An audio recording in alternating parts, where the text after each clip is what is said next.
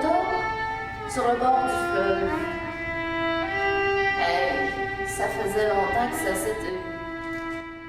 Le conte est une surprise qui m'est arrivée il y a à peu près une douzaine d'années. Et le conte, ben, ça s'est glissé à travers mes études en théâtre. Je faisais de la danse, puis à un moment donné, j'ai entendu des conteurs, puis je suis allée voir ça, puis je me suis dit, tiens, je pourrais essayer ça dans ma famille. Je me mets un petit costume de bûcheron. Puis tranquillement, ben, j'ai rencontré des conteurs, puis j'ai eu le goût d'essayer ça. J'en ai fait un projet étudiant à l'université. Et de ce projet étudiant-là, ben, il y a eu des organisateurs qui étaient dans la salle qui m'ont invité à faire d'autres spectacles. Et c'est vraiment un concours de circonstances qui fait que tout à coup, on m'a attrapée et on m'a dit « Tiens, t'as pas envie d'être une conteuse? » J'ai grandi sur un boulevard, le boulevard Jean Talon à Charlebourg. Donc le courant qui passait là, ça gazait, ça roulait, puis ça polluait. Donc ça, c'était mes berges, le trottoir. Et mon premier contact avec le fleuve s'est fait à Sainte-Pétronille, alors que je travaillais dans un camp d'été. Et on m'avait parlé du mal de mer. Vous savez ce que c'est, le mal de mer?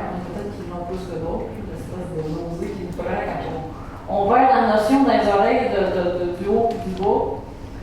Mais on n'avait jamais parlé du bien de mer. Puis moi, j'ai attrapé ça là, le bien de mer, puis ça m'a pas lâché depuis ce temps-là. Mais je suis vraiment ravie que le Festival de chant de marais m'ait invitée. Je suis ravie que de plus en plus, je me rapproche de Saint-Jean-Port-Joli. Je me suis occupée j'enseignais un petit cours de conte cet hiver. Je suis venue quelques fois à Saint-Jean-Port-Joli, puis vraiment, j'ai beaucoup d'affinités avec les gens de la place, de l'amour d'habiter en région, d'être un artiste. Il y a beaucoup d'artistes à Saint-Jean-Port-Joli. Alors, plus ça va, plus moi je m'acoquine bien avec cet univers-là. Puis j'ai le cœur pour ça, moi, le fleuve et ces paysages-là extraordinaires. Tellement que le pauvre petit pêcheur, il était comme ça. Il sentait la lumière du soleil bombarder les rétines. Il voyait les paysages tout autour d'un lit qui coulait comme des rivières. Puis il entendait la vague gronder comme un gros moteur diesel. Moi, je fais de la fièvre. Il prend une chaudière, remplit ça de l'eau bien froide du fleuve, trempe sa tête là-dedans. Froid. Tellement froid que sur le coup, la migraine a gelé. Je pars pour la France.